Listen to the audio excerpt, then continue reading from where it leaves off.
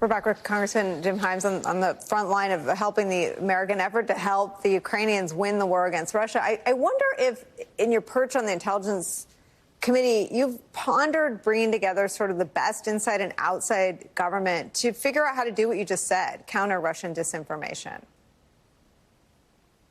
Yeah, well, there's a whole other conversation there that we'd have to have very carefully, Nicole. But needless to say, the West and the United States are doing an awful lot to help the Ukrainian military with intelligence. Maybe we'll leave that one there. But, you don't even need all that many experts. Let me tell you two things that the prime minister said to us today that we could do right now. There's a handful of sanctioned Russian banks. The prime minister told us that there's 200 Russian banks that are not sanctioned, that are still doing business with Europe. Now, some of them, of course, are doing the energy payment work.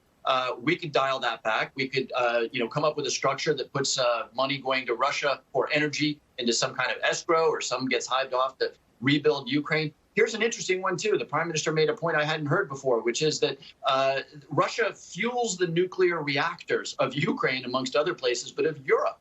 And that could easily be replaced by American uranium and other fuel for the nuclear reactors. And then lastly, Nicole, the baseball-sized hole in our bucket here, of course, is European purchases of natural gas and oil. Those need to collapse a lot faster than they are. Easy for us to say here in North America, where we're largely energy self-sufficient. But, when an economist said it's going to badly hurt the German economy, take a look at the photograph of that family in Bucha. Look at the old man that they shot and threw down a well, and tell me that there is 1, 2, or 3 GDP points that are more important than stopping that level of brutality.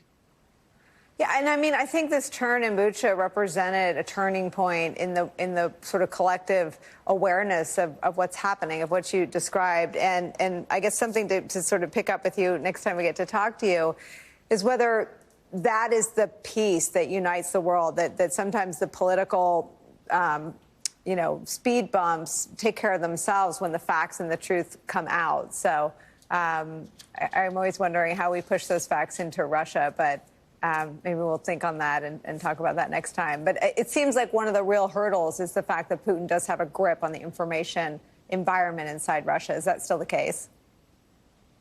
It is still the case. But, the good news is that can't last forever.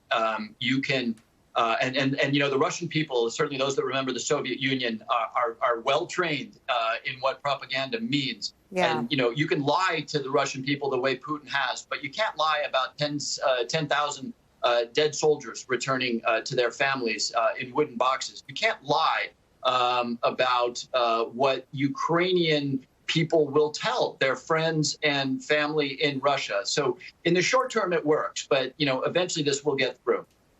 All right. To be continued with you, Congressman Jim Himes. Thank you so much for spending some time with us today.